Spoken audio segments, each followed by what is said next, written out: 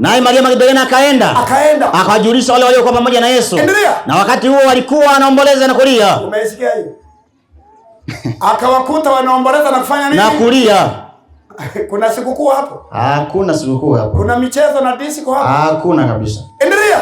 Lakini waliposikia ya kwamba Yesu yu hai. Na kwamba Maria Magdalena amemuona. Hawakuamini. Hawakuamini. Baadaye Yesu alitokea wanafunzi wawili. Ndipo Yesu akawatokea wanafunzi wangapi? Wawili. Akiwa na sura nyingine. Sura nyingine. Halafu wanafunzi hao walikuwa wanakwenda mashambani. Wanafunzi hao wakakutana Yesu, wanakwenda wapi? Mashambani. Juma ngapi? Jumapili. Halafu wewe unafanya sikukuu. Jamani. Basi mkutanika hapo pamoja. Anasema kila mnapokutanika pamoja. Haiwezekani kula chakula cha Bwana. Yesu anasema, Paulo anaandika, haiwezekani kula chakula cha nani? Cha Bwana. Haiwezekani kabisa. Kwa maana kila mmoja. Maana nyinyi kila mkikutana kila mmoja utangulia kutoa chakula chake katika kule kula. Anatangulia kutoa chakula chake katika huko kula. Hata huyu ana njaa. Hata huyu ana njaa. Na huyu amelewa. Huyu amefanya nini? Amelewa. Basi. Pasaka ya leo ni ya walevi.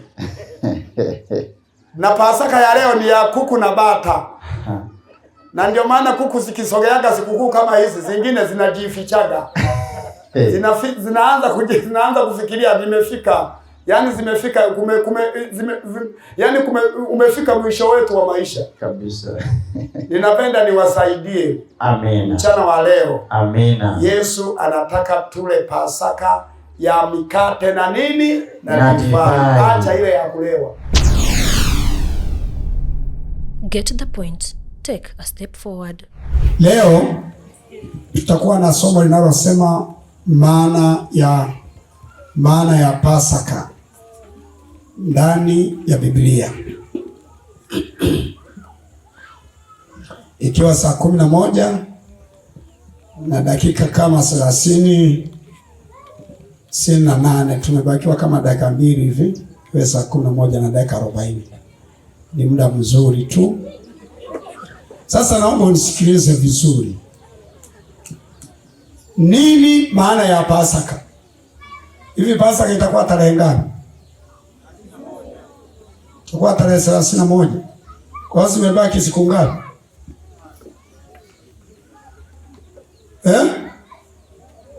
Simebaki siku 3. Pasaka. Pasaka ambayo watu wanajua ni Pasaka, maana yake ni kufuka kwa nani jamani? Kwa Yesu. Kwa hiyo Jumapili Yesu anafanya nini jamani? Jumapili Yesu anafufuka. Na kila mwaka huwa anafufuka. Ila tarehe maalum ya kufufuka kwake huwa haionekani, huwa haijulikani. Miaka mingine anaweza akafuka mwezi wa 3, kama mwaka huu atafuka mwezi wa 3. Miaka mingine anafukaga wa 4. Miaka mingine anafuka, yani mpaka inasikitisha hiyo nayo. Hata kama ni kukumbuka historia, hata kama ni kumbukumbu ya kufa kwa Nyerere. Nyerere alikufa tarehe ngapi? 14. Mwezi wa ngapi? Wa 10. Wa 10. Sasa unajua kuna mengine tuwe tunayadiscuss tu sisi wenyewe hata bila kusoma. Hivi kama Nyerere alikufa tarehe 14 mwezi wa 10. Kwa hiyo kumbukumbu ya kufa kwake tunaweza tukaifanya mwezi wa 5? Hapana.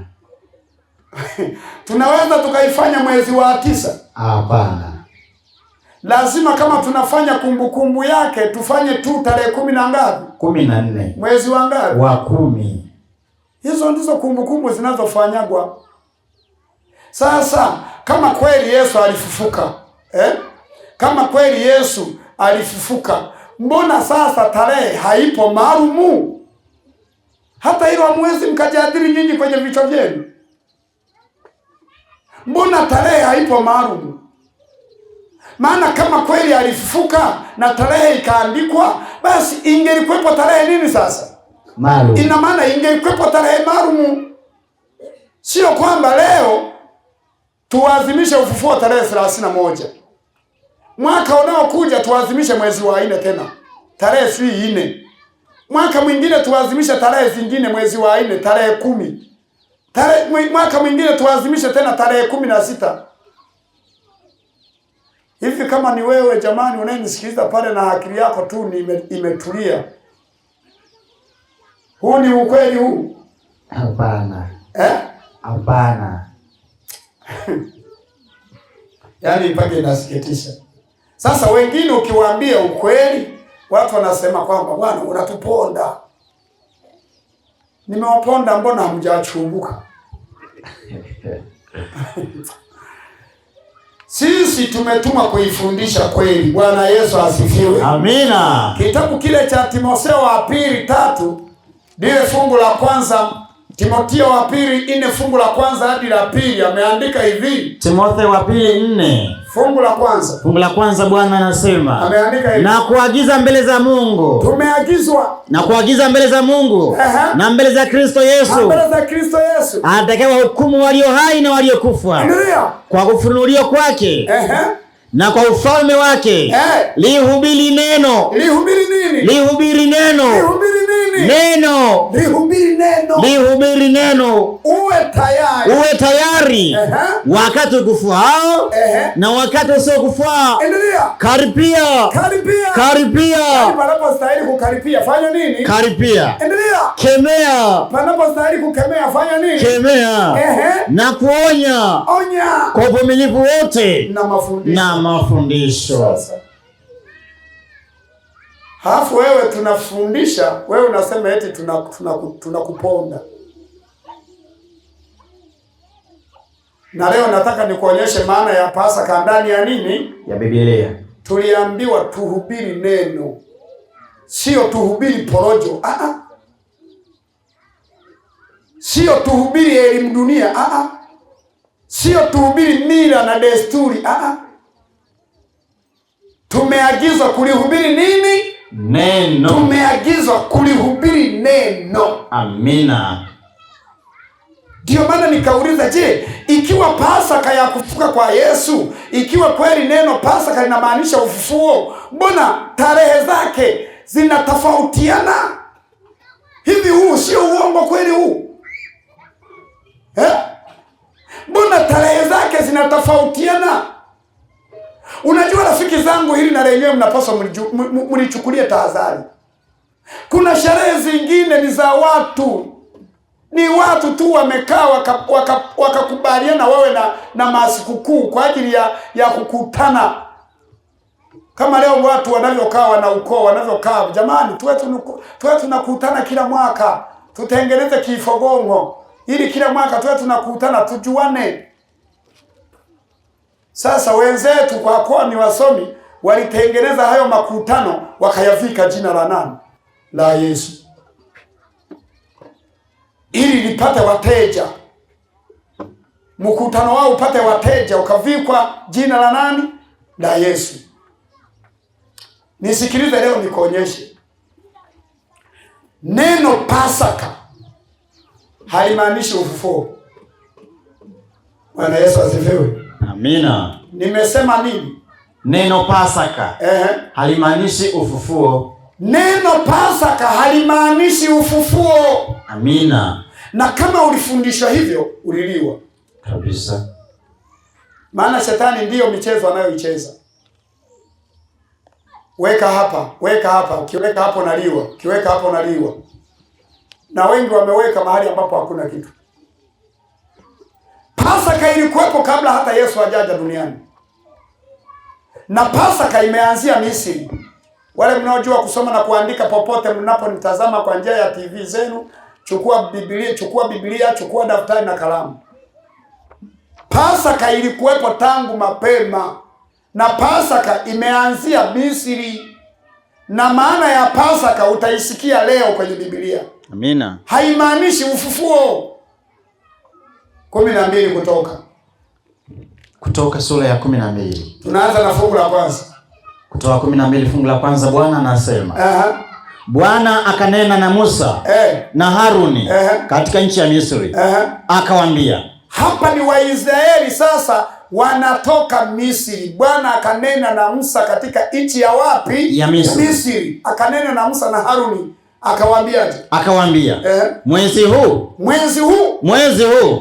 utakuwa mwanzo wa miezi kwenu. Utakuwa ndio mwanzo wa miezi ya kutoka kwenu katika nchi ya wapi? Ya Misri. Endelea. Utakuwa ni mwezi wa kwanza wa mwaka kwenu. Ndio utakuwa mwezi kwenu wa kwanza wa mwaka kwenu kutoka kwenu Misri.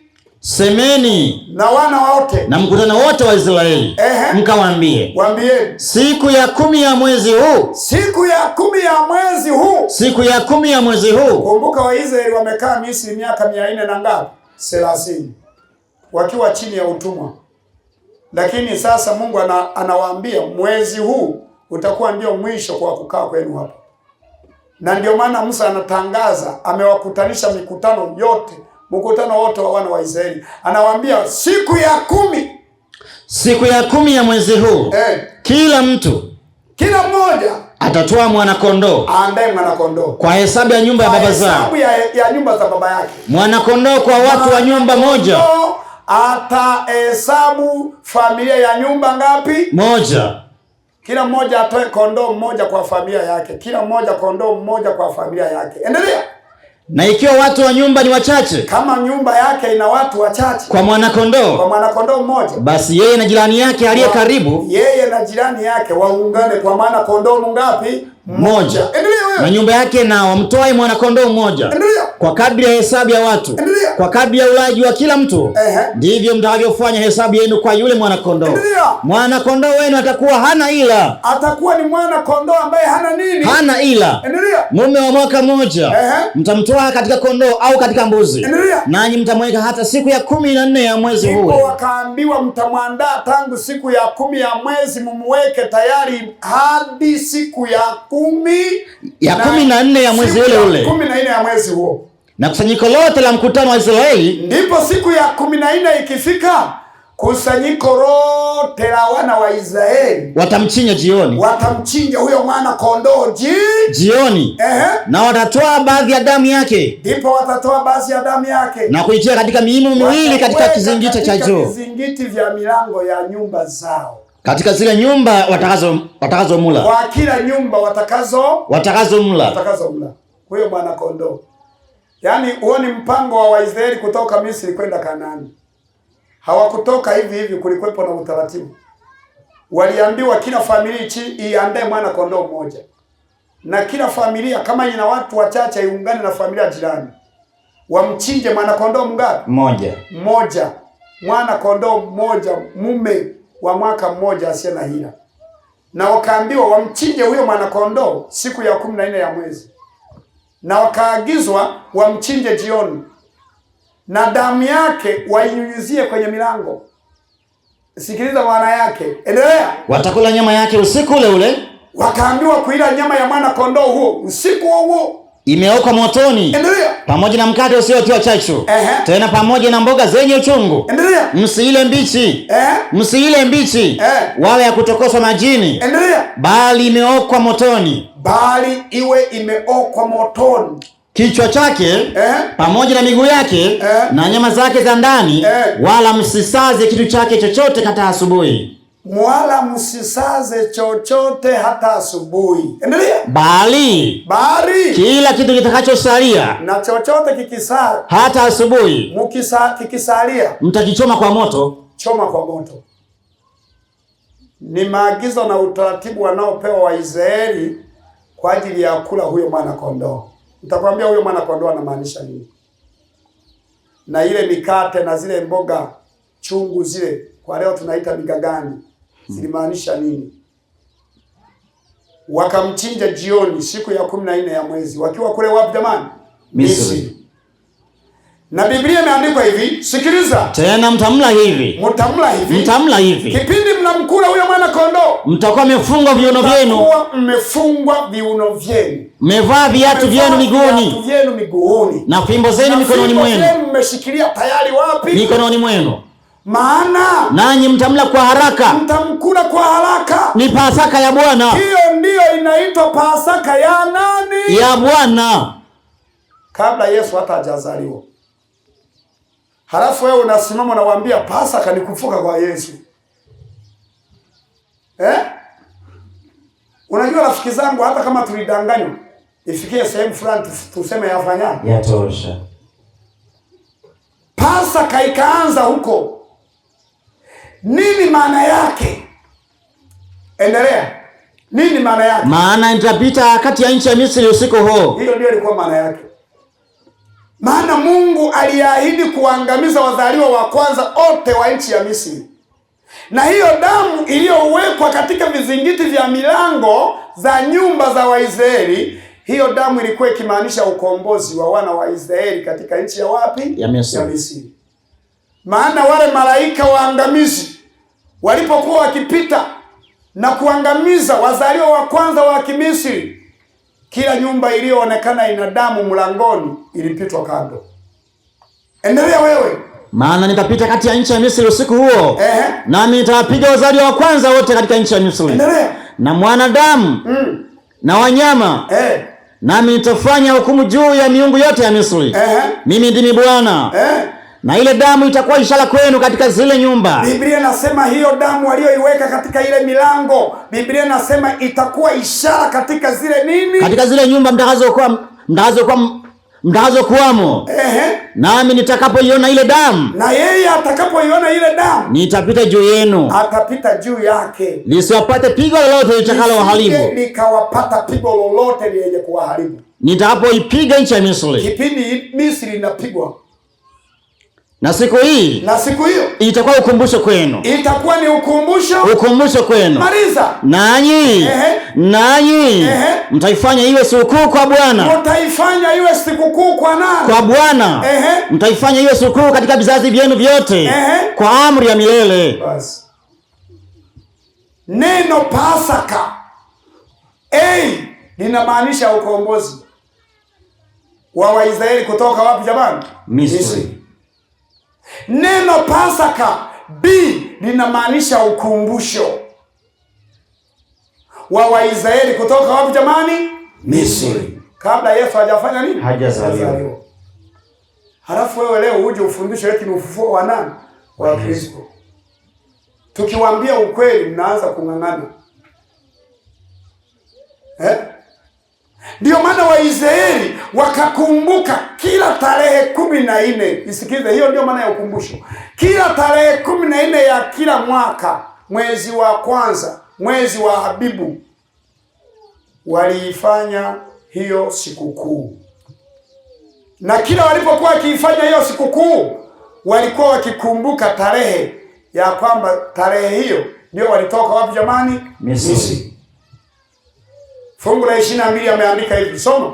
12 fungu la 22, Bwana anasema, nanyi twaeni tawi la hisopu, mkalichove katika ile damu iliyo bakurini, na kuipiga kizingiti cha juu, na mimo miwili ya mlango, kwa hiyo damu iliyo katika bakuli. Tena mtu yeyote miongoni mwenu asitoke mlangoni mwa nyumba yake hata asubuhi. Asitoke mpaka asubuhi.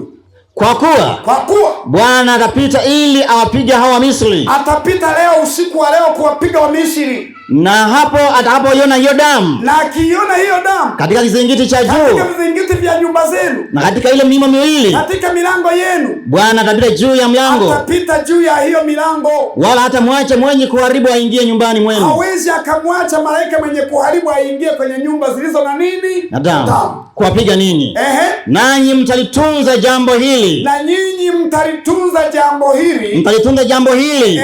Kuwa ni amri kwako. Na kwa wanao milele.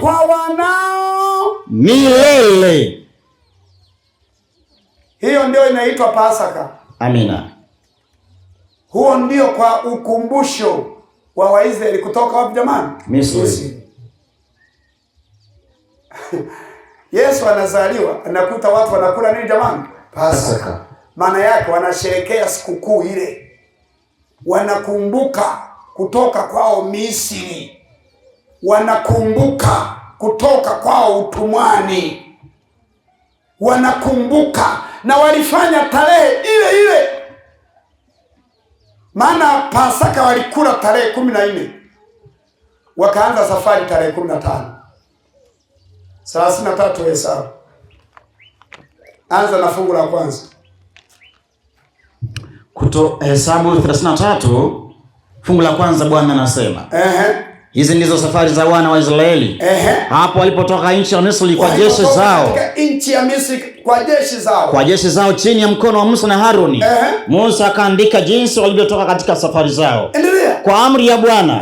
Na hizo ndizo safari zao kama kutoka kwao kulivyokuwa. Hizo ndizo safari zao kama kutoka kwao kulivyokuwa. Wakasafiri kutoka Ramesesi mwezi wa kwanza. Ulikuwa mwezi wa ngapi? Wa kwanza.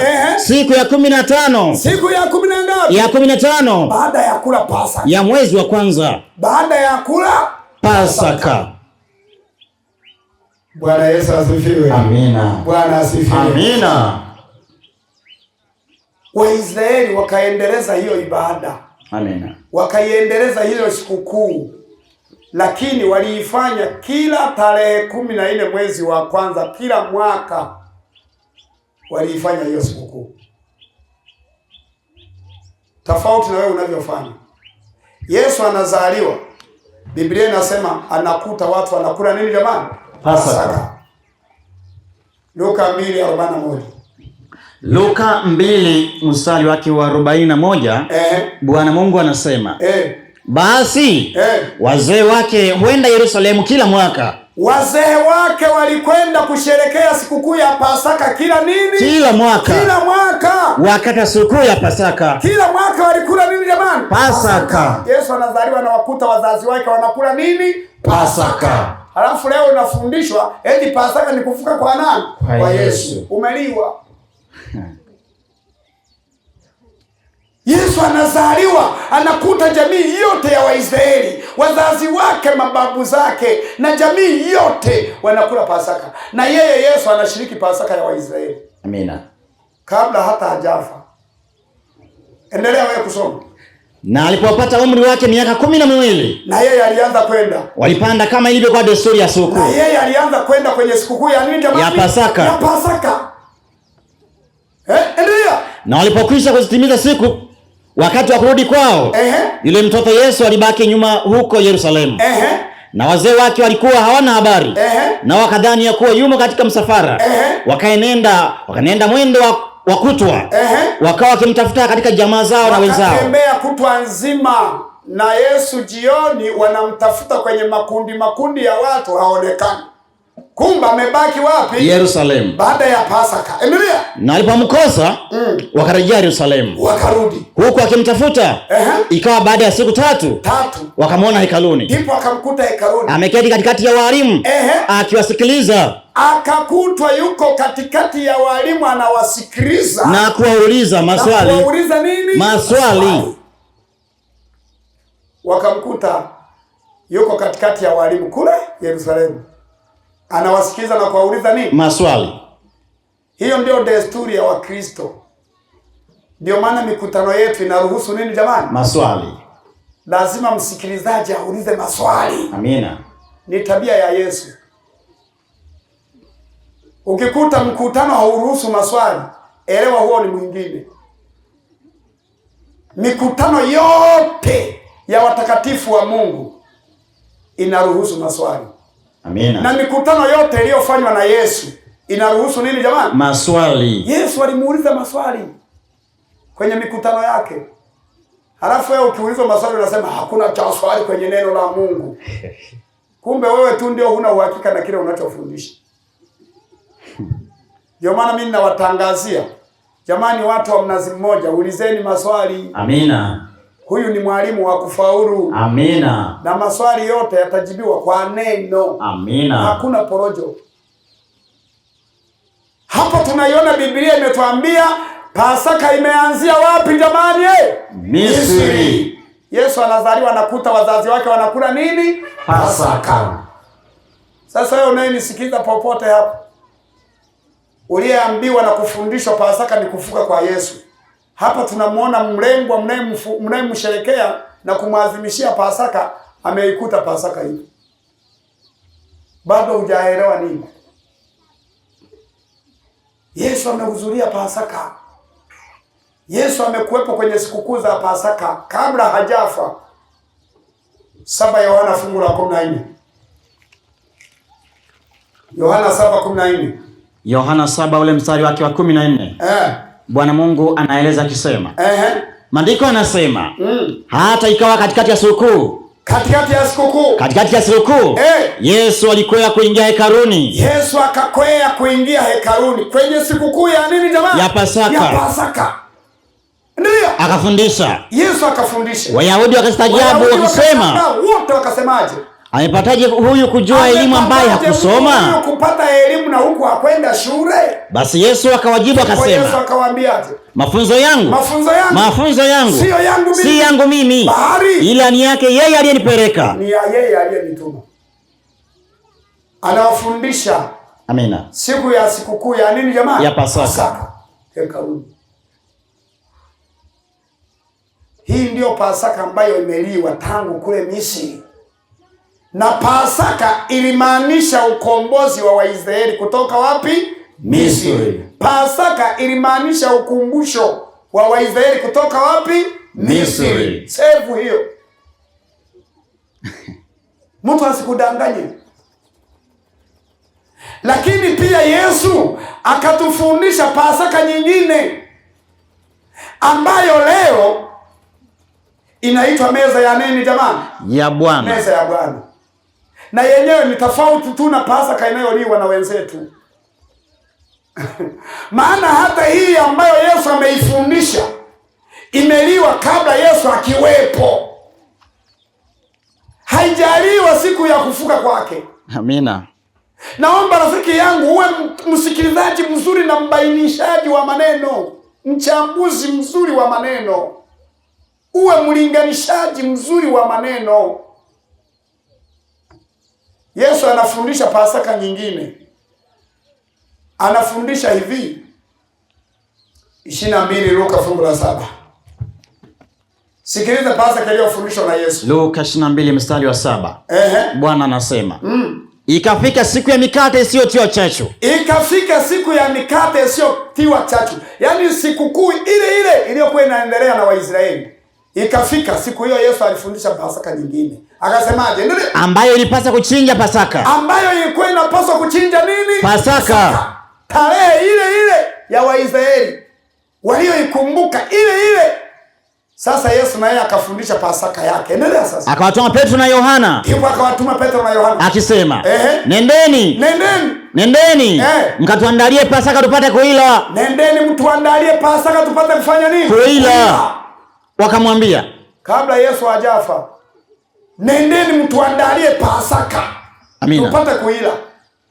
Walimwambiaje? Wakamwambia, wataka tuandae wapi? Unataka tukaiandalie wapi? Akamwambia, sikiliza, tazama, mtakapoingia mjini, mtakutana na mwanaume akichukua mtungi wa maji. Mtakutana na mwanaume amebeba mtungi wa maji. Mfuateni mkaingie katika nyumba atakayoingia. Mpaka kwenye nyumba atakayoingia yeye. Ndio.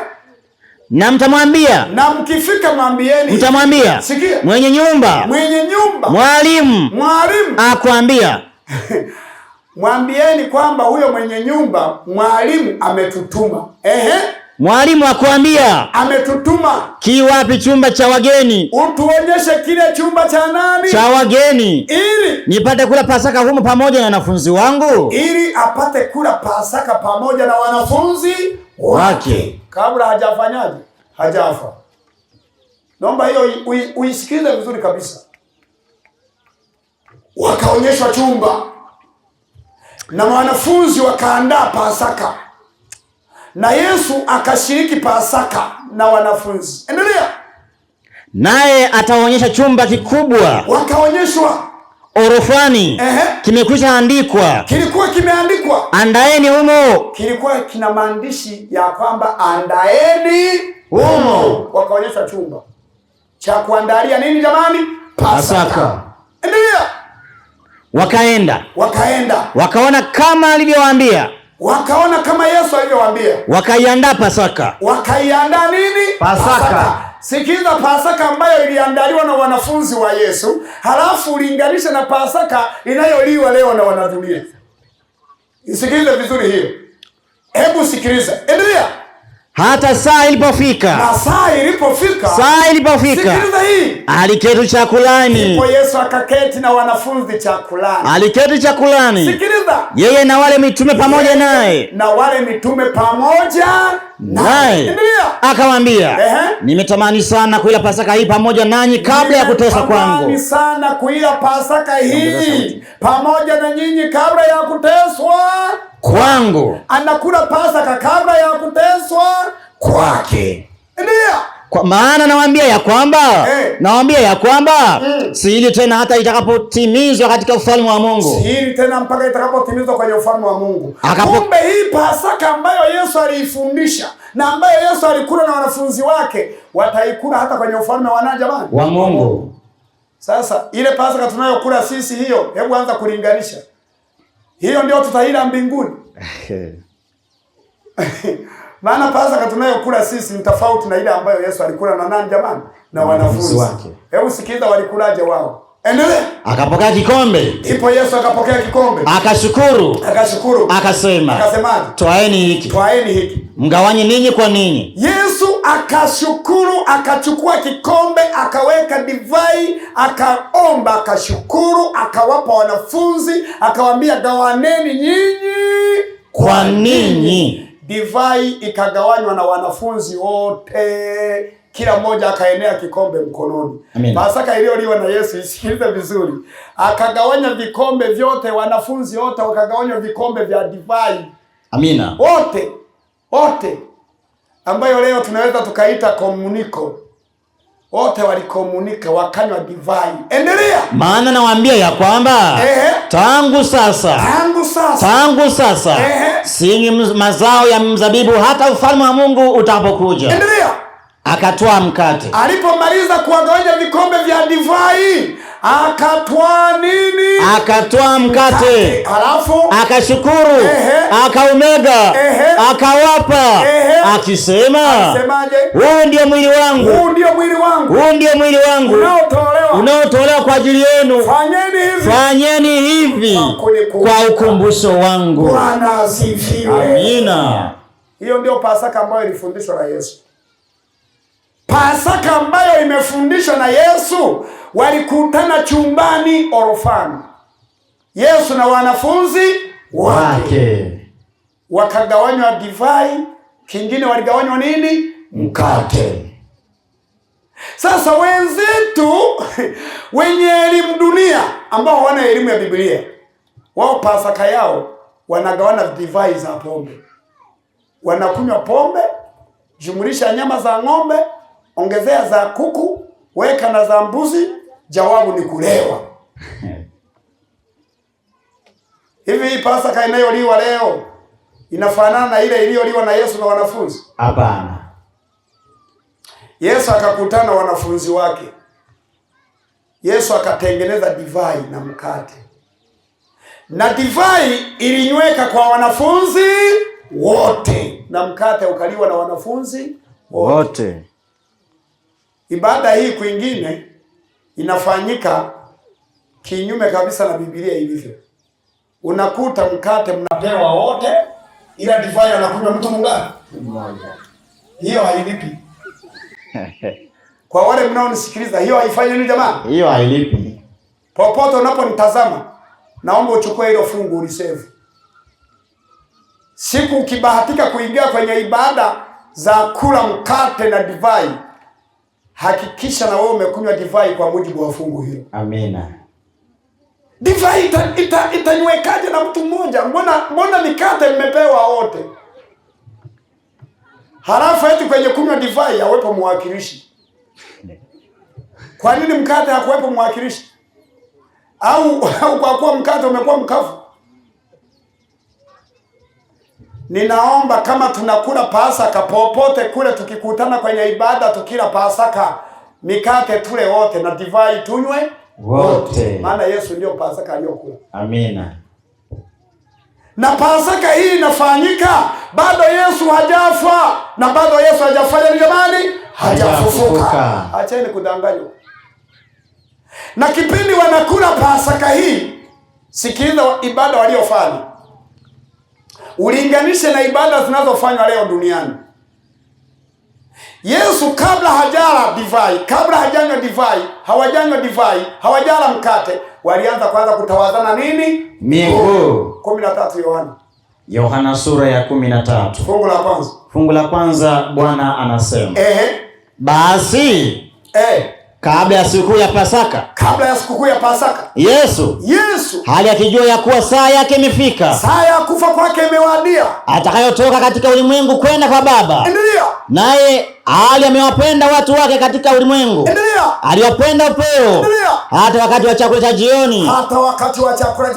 Naye Ibilisi amekwisha kumtia Yuda, mwana wa Simoni Iskariote, ili kumsaliti mwana wa Mungu. Moyo kumsaliti. Yesu hali akijua ya kuwa Baba amempenda vyote mikononi mwake, na ya kuwa alitoka kwa Mungu, naye anakwenda kwa Mungu. Sikiliza. Aliondoka chakulani. Kwa Yesu aliondoka chakulani. Akafanyaje? Akaweka kando mavazi yake. Akatwaa kitambaa. Alafu akajifunga kiunoni. Alafu akachukua maji. Kisha akatia maji katika bakuli. Akaweka maji katika bakuli. Pasaka iliyofanywa na Yesu. Akaweka maji katika bakuli. Akaanza kuwatawaza wanafunzi nini? Miguu. Pasaka tunayokula Jumapili tutafanya hivyo. Yesu akaanza kuwatawaza wanafunzi nini? Miguu. Baadaye akafika kwa Simoni Petro na kuifuta kwa kile kitambaa alichojifunga. Hivyo yuaje kwa Simoni Petro. Huyo akamwambia, Bwana, wewe wanitawaza mimi miguu? Yesu akajibu akamwambia, nifanyalo wewe hujui sasa, ninalofanya uwezo ukalijua sasa, lakini utalifahamu baadaye. Petro akamwambia, wewe hutanitawaza miguu kamwe. Yesu akamwambia, kama nisipokutawaza miguu, huna shirika nami. Yesu anakula, kabla ya kula Pasaka wanaanzia kwanza kutawazana nini? Miguu. Na hii ibada ya kutawazana miguu ilikuwa ikimaanisha kutumika, kila mmoja atumike kwa ajili ya mwingine. Bii yake ilikuwa inamaanisha unyenyekevu, kila mmoja mnyenyekee mwingine. Ilikuwa inamaanisha kuondoa kiburi. Tumeitwa kutumika. Amina. Na kila mmoja mtumikie mwingine. Amina. Hii ndiyo maana ya kutawazana nini? Miguu. Yesu akashuka chini, akanyenyekea kwa wanafunzi, akawatawaza miguu. Na Petro alipokataa akasema, ukikataa wewe huna ushirika nami. Petro akakubali akasema hivi. Simoni Petro akamwambia Bwana, si miguu yangu tu, bali hata na mikono yangu na nini? Na kichwa changu pia. Endelea. Yesu akamwambia, yeye aliyekwisha kuoga hana haja ila ya kutawaza miguu, bali usafi mwili wote. Nanyi mmekuwa safi, lakini si nyote. Endelea. Kwa maana alimjua yeye atakayemsaliti. Alimjua Yuda atakayemsaliti baadaye. Ndio maana alisema si nyote mlio safi. Si nyote mlio safi, akimaanisha Yuda atakuja kumsaliti. Endelea. Basi alipokwisha kuwatawaza miguu na kuyatoa mavazi yake na uketi tena, akawaambia, je, mmeelewa na hayo niliyowatendea? Ninyi mwaniita mwalimu na Bwana. Sikia. Nanyi mwanena vema, ni kweli ndivyo nilivyo. Maana ndivyo nilivyo. Maliza. Basi ikiwa mimi niliye Bwana na mwalimu nimewatawaza miguu, imewapasa vile kutawazana miguu ninyi kwa ninyi. Imewapasa mtawazane miguu nyinyi kwa ninyi. Ndio maana kanisani tunakula Pasaka, kabla ya kula tunatawazana nini? Miguu. Na ukitaka kuifahamu Pasaka hii iliyofanywa na Yesu, ingia kwenye kanisa la Waadventista wa Sabato. Amina. Tunaifanya. Na hii Pasaka tunayoifanya haina tarehe. Ni wakati wowote na siku yoyote zikiingiamo za kutosha, tunakula nini? Pasaka. sio iliwe kwa mwaka. Na hii Pasaka haikumaanisha kufa, haikumaanisha kufuka kwa Kristo. Hii Pasaka Yesu aliifundisha, hii Pasaka ilimaanisha ukumbusho. Amina. Wa kufa Yesu wapi jamani? Msalabani. Kwamba Waisraeli, yule kondoo aliyomchinja alikuwa akiwakilisha kufa kwa Kristo wapi jamani? Msalabani. Ndio maana Yesu alipokuja alijitangaza, alitangazwa na Yohana. Sikiza alivyotangazwa. Hiyo ndio sikukuu iliyofanyika kule Misri. Yule mwana kondoo aliyokuwa akimchinja kule Misri, na sasa hivi amechinjwa msalabani. Kondoo yule yule waliomchinja Misri.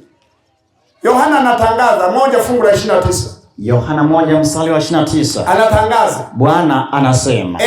Siku ya pili yake amuona Yesu anakuja kwake. Akasema. Alisemaje? Tazama. Sikia hiyo. Mwana kondoo wa Mungu. Mwana kondoo wa nani? Wa Mungu. Kule walichinja mwana kondoo wa mnyama ambaye alikuwa akimaanisha mwana kondoo wa Mungu atakuja kufa kwa ajili ya ulimwengu wote. Atachinjwa msalabani kwa ajili ya watu wote. Yule mwana kondoo. Maana mambo yote yamesimama kwa unabii. Yote yaliyofanyika kimwili sasa hivi yanafanyika kinini? Kiroho. Naomba baba yangu, mama yangu, uelewe Biblia. Shida watu Biblia hatuijui. Tunachokijua zaidi ni mapambio. Tunajua kucheza kuliko kusoma. Hii ndiyo maana yake. Kondoo aliyomchinja kila nyumba kule, akaweka damu yake kwenye miimo ya milango, na ile damu ndiyo ikawa ukombozi wa wanadamu. Ilikuwa ikimaanisha hiyo damu kwamba Kristo atakuja kufa msalabani, na yeye ndiyo kupitia hiyo damu ya Kristo, kupitia damu ya Kristo ndiyo sisi tupate ukombozi, na sisi tupate ondoleo la nini jamani? La dhambi. Kwa hiyo tunapokula mikate ile, tunamaanisha ile mikate inawakilisha kuvunjwa kwa Kristo msalabani. Ile divai inamaanisha damu ya Kristo iliyomwagika pale wapi jamani? Msalabani. Yesu akasema, soma wewe. Mwana kondoo wa Mungu. Yohana akatangaza akasema, tazama mwana kondoo wa Mungu. Mwana kondoo wa Mungu. Mwana kondoo wa Mungu. Aichukua dhambi ya ulimwengu. Anayeondoa na kuzichukua dhambi za nini? Za ulimwengu. Huyu ndio mwana kondoo. Amina. Na huyu ndio alichinjwa kuwa Pasaka. Amina. Baada ya kufa wapi jamani? Msalabani. Kwa hiyo tunapokula mikate ile na kunywa divai ile, tunakumbuka kifo cha Kristo msalabani. Tunayakumbuka mauti ya nani jamani? Ya Kristo. Kwamba kupitia kifo cha Yesu msalabani, sisi tumepata ondoleo la nini? La dhambi. Hiyo ndio maana yake. Wakorintho wa kwanza 5:7. Biblia inachambuliwa hivyo. Wakorintho wa kwanza 5:7. Bwana anasema, basi jisafisheni. Mkatoe ile chachu ya kale. Mkaitoe ile chachu ya kale, maana yake acheni dhambi. Ondoweni kila matatizo mlio nayo. Endelea. Mkaitoe chachu ile ya kale. Mpate kuwa donge jipya. Ili tuwe donge jipya. Maana yake tuwe viumbe nini? Vipya. Kama vile mlivyo hamkutiwa chachu. Kwa maana. Sikia. Kwa maana. Sikiliza. Pasaka wetu leo. Pasaka wetu. Ni nani? Amekwisha kutolewa kuwa sadaka. Amekwisha kutolewa kuwa sadaka. Yaani. Sio mwingine. Yaani. Ni nani? Ni Kristo. Bwana asifiwe. Amina. Yesu alipokufa msalabani, huyo ndio mwana kondoo wa Mungu aziondoae dhambi za nini? Za ulimwengu. Pasaka sio kufuka kwa nani jamani? Kwa Yesu. Na hii Pasaka tunayoisoma kwenye Biblia imeliwa kabla Yesu hajafa wapi? Msalabani. Akifundisha, mtafanya hivi kwa kunikumbuka mimi. Na walipokuwa wakiila, walianza kwanza kutawazana nini? Miguu. Baadaye wakagawana divai, baadaye wakagawanywa nini? Mkate. Na ndivyo tunavyofanya leo kanisani. Tena kama ningelikuwa nimewaandaa wazee wa kanisa, tungeliila leo tukafanya kwa vitendo. Amina. Maana haina masharti. Amina. haina cha mwaka wala cha mwezi. Lakini hii ya kufuka kwa Yesu jamani, hizi ni sherehe tu za watu kama za mafogongo. Haziko kwenye Biblia. Maana zingelikuwepo kwenye Biblia zingeliandikwa. Amina. Kile tunachofanya sisi ni kile kilichofanya nini jamani? Kilichoandikwa. Kile tunachofundisha ni kile kilichofanya nini? Kilichoandikwa. Maana Timotheo wa pili 3:16 ameandika hivi. Sikia. Timotheo wa pili 3:16. Ameandika nini? Bwana anasema, kila andiko. Kila nini? Kila andiko. Lenye pumzi ya Mungu. Lafaa kwa mafundisho. Na kwa kuonya watu makosa yao. Na kwa kuwaongoza.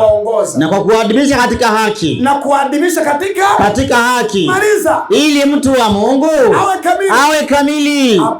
Amekamilishwa. Apate kutenda kila tendo jema. Kila andiko lenye pumzi ya Mungu lafaa kwa mafundisho. Amina. Maana yake kinachopaswa kifundishwe ni kile tu kilichofanywaje? Kilichoandikwa. Ni kile tu kilichoandikwa. Amina. Kama hakikuandikwa, weke kando, hiyo ni kapi. Amina. Hiyo ni kasisi. Amina. Yesu anafufuka wa kufanya sikukuu. Tunamaliza sasa kusema mafungo ya mwisho. Siku Yesu anafufuka, naomba unisikize vizuri pale unaponiangalia.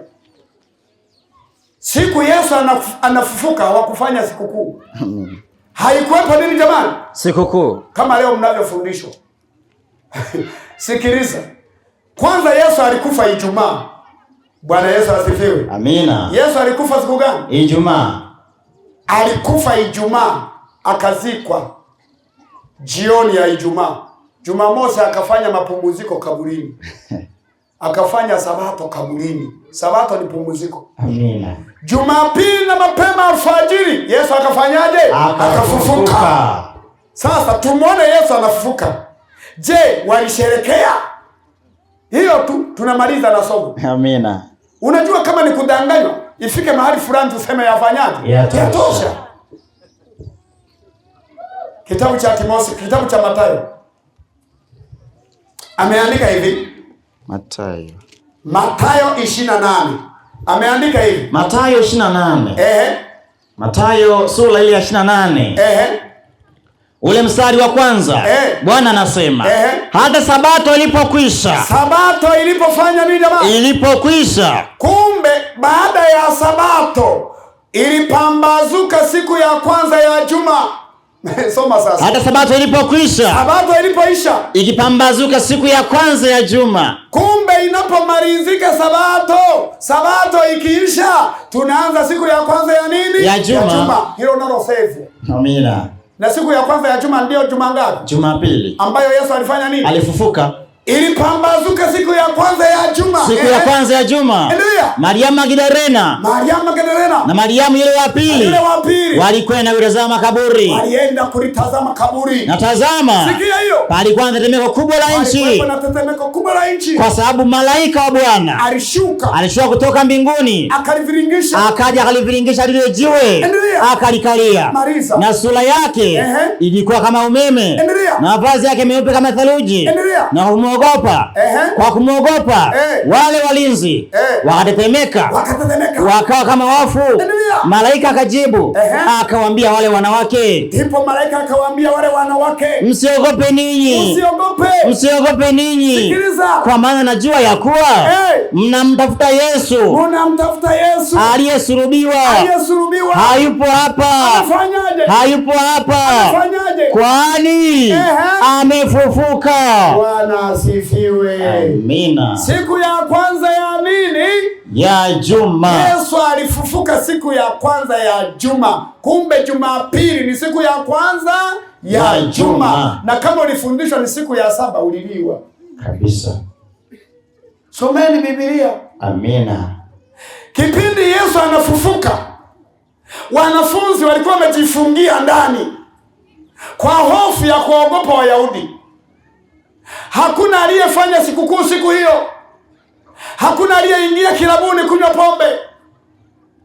Biblia inasema hivi, Yohana 20. Sikiliza Biblia ikwambie. Yohana sura ya 20. Yohana 20. Yohana sura ya 20 fungu la kwanza. Fungu la kwanza. Bwana anasema, hata siku ya kwanza ya juma, Maria Magdalena alikwenda kaburini alfajiri, kungali giza bado. Akaliona lile jiwe limeondolewa kaburini. Akalikuta jiwe limeondolewa kaburini. Basi akaenda mbio. Akafika kwa Simoni Petro na kwa yule mwanafunzi mwingine ambaye Yesu alimpenda. Akawaambia, wameondoa Bwana kaburini. Wamemtoa yule Bwana wetu kaburini. Wala hatujui alikomweka. Wala hatujui walikomweka. Basi Petro akatoka na yule mwanafunzi mwingine wakashika njia kwenda kaburini. Wakaenda mbio wote wawili. Wote wakaenda mbio. Na yule mwanafunzi mwingine akaenda mbio upesi kuliko Petro. Wakakimbia kuliko Petro. Akawa wa kwanza kufika kaburini. Akafika kaburini. Akainama na kuchungulia. Akaona vitambaa vya sanda vimelala. Akaona masanda yamelazwa humo, yametandikwa humo. Lakini hakuingia. Basi akaja na Simoni Petro. Simoni naye akafika. Akaingia ndani ya kaburi. Akavitazama vitambaa vilivyolala. Na ile leso ile kwa hapo kichwani pake. Sio utakaviona. Haikuwa pamoja na vitambaa.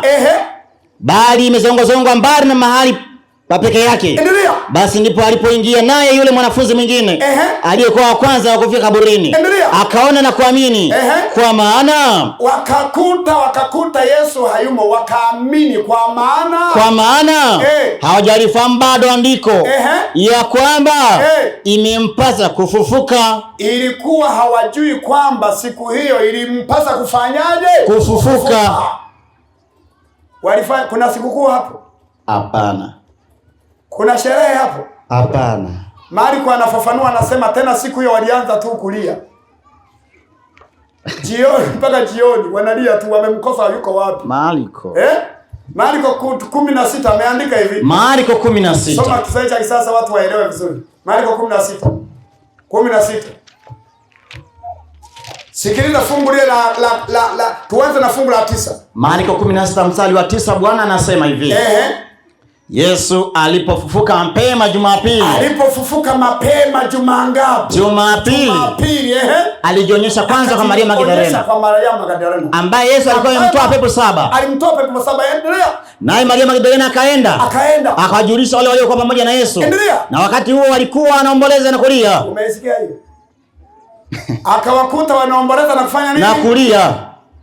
Kuna sikukuu hapo? Hakuna sikukuu hapo. Kuna michezo na disco hapo? Hakuna kabisa. Endelea. Lakini waliposikia ya kwamba Yesu yu hai. Na kwamba Maria Magdalena amemuona. Hawakuamini. Hawakuamini. Endelea. Baadaye Yesu alitokea wanafunzi wawili. Ndipo Yesu akawatokea wanafunzi wangapi? Wawili. Akiwa na sura nyingine. Sura nyingine. Halafu wanafunzi hao walikuwa wanakwenda mashambani. Wanafunzi hao wakakutana Yesu, wanakwenda wapi? Mashambani. Juma ngapi? Jumapili. Halafu wewe unafanya sikukuu. Jamani. Jumapili ya kufuka kwa Yesu hakukuwepo na sherehe. Wengine walikuwa wakilia, wanafikiri Yesu ameibiwa. Kumbe amefanya nini? Amefufuka. Na Yesu anakutana wanafunzi wengine, wanaenda wapi? Mashambani.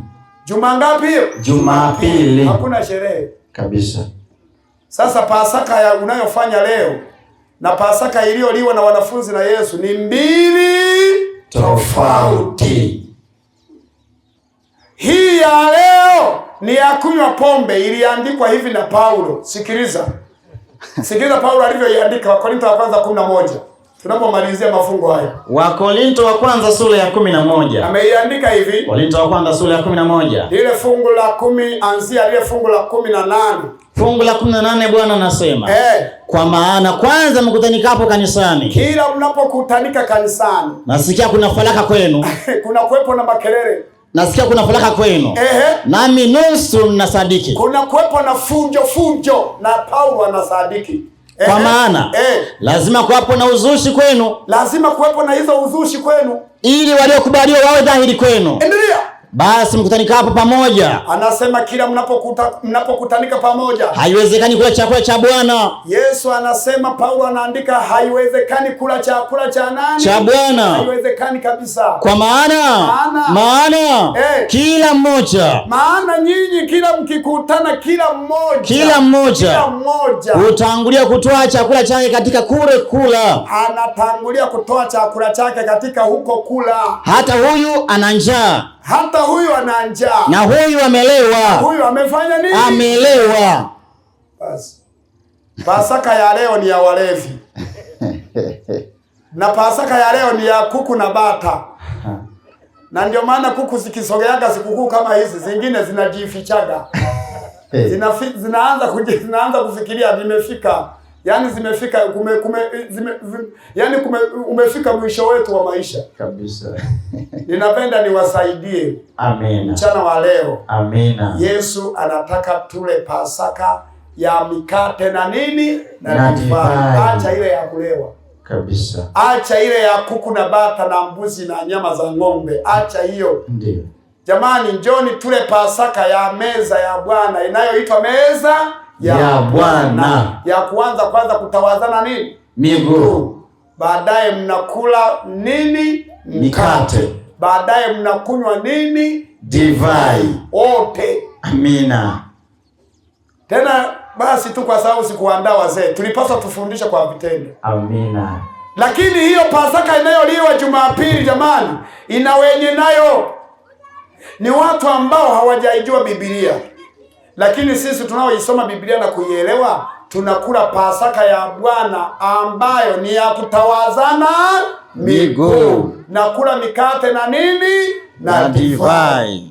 Wangapi wamenielewa? Walionielewa mikono juu. Simameni. Amina. Amen. Hallelujah. Hallelujah. Amen. Hallelujah. Amen. Amen.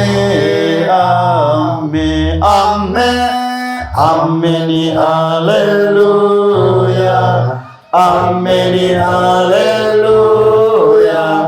Amen. Hallelujah. Amen. Ushike jirani yako, mwambie Yesu anakupenda sana. Yesu anakupenda sana. Usimwachie, tembea msogea hapa mbele tufanye. Tembea msogea hapa mbele na jirani yako.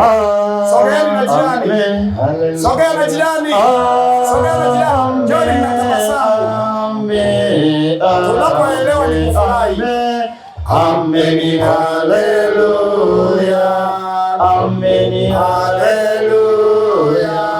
Amen. Hallelujah.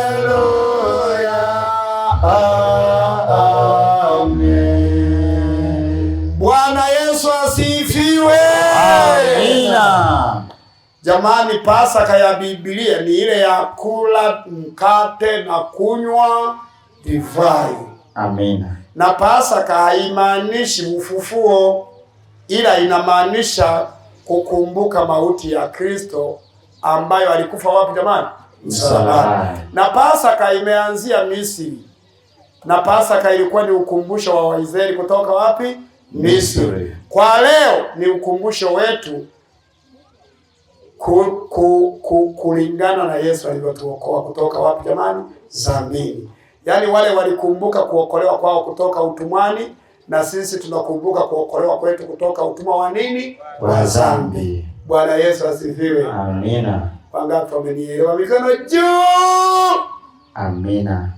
Kila aliye karibu na mgeni amsogeze hapa tufanye maombi. Tunaenda kufanya maombi, na kawaida yetu wageni wanasimama wapi? Mbele. Tembeni wageni, tusogee hapa tufanye maombi. Tembeeni na nyinyi wainjilisti mwapokee wazee wa kanisa. Tembea wageni, tunasogeza wageni mbele. Sogeza wageni mbele, sogeza wageni mbele. Sogeni huko mbele wageni wote, tuweze kuomba. Wageni wote, njoo hapo dada njoo huko mbele. Hapo kaka sogea huko mbele.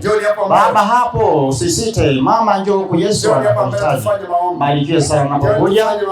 Sogea mbele huko mgeni, Bwana wabariki sana. Bwana wabariki mnaokuja wote. Njoo nawe hapo ulipo, sikae huko, sogea huko mbele, Yesu anakuhitaji ndugu. Barikiwa unapokuja, barikiwa mama, barikiwa dada. Bwana wabariki sana. Nawe njoo hapo, njoo hapa ndugu. Au sikae huko nyuma, sogea huko mbele, Bwana anakuhitaji. Barikiwa, Bwana wabariki sana sana mnaokuja. Bwana wabariki wote. Bwana wabariki sana. Bwana asifiwe. Amina. Jamani, kila kilicho na mwanzo kina nini? Kina mwisho. Na kama tulidanganywa yafanyaje? Yatosha.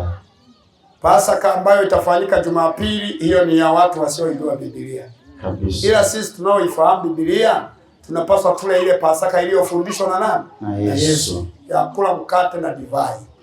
Leo ninatangaza tena, Jumamosi kuna ubatizo. Amina. Jumamosi kuna nini? Kuna ubatizo. Kuna ubatizo mkubwa. Amina. Tunahitaji wote wanaohitaji kubatizwa, andikeni majina yenu. Karani, chukua majina ya watu wote wanaohitaji kubatizwa. Amina. Na wale mlioko mbali, leteni majina yenu kwa ubatizo wa Jumamosi. Amina. Na kama uko mbali sana, tuma meseji kwa namba hii 07830300300. Naomba hiyo namba itumie meseji. Watu wengi wametuma meseji kwa namba hiyo, na watu wengi wameomba ubatizo. Naomba baba, mama, kaka, dada, kokote unako niangalia, na kama uko hapo na niangalia uko mbali, naomba upeleke jina lako karibu na kanisa hilo karibu na wewe kwa ajili ya ubatizo. Tutakuwepo na ubatizo Jumamosi, na ni ubatizo wa kiulimwengu. Bwana asifiwe. Amina. Bwana wabariki sana. Amina. Leo mwenyekiti utatuombea. Mwenyekiti njoo ombe. Basi na tuombe. Baba yetu mwema mtakatifu, Mungu wa mbinguni, tunasema asante kwa jioni hii ya leo. Tunaendelea kubarikiwa na masomo ambayo kwa kweli yanatubariki katika viwanja hivi.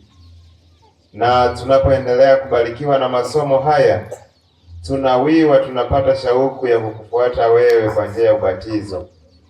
Na unapokuwepo na roho ya kusita, Kristo, hebu tuoneshe njia, na siku moja tukubali kubatizwa kwa Roho wako Mtakatifu. Na tunapoendelea na mikutano hii, endelea kuleta watu kwa ajili yako na kwa ajili ya kujifunza ukuu wako, kwani masomo haya yanatubariki watu wote. Na jioni hii tunapohitaji kutawanyika, tutapumzika, na baadaye saa 2 tutakutana katika viwanja hivi. Harika watu wako waje wajifunze na wapone katika neno lako. Tunapoomba haya, tunaamini utatenda sawa sana upendavyo wewe, kwani tumeomba kwa jina la Yesu Kristo. Amina. Amen. Bwana awabariki sana.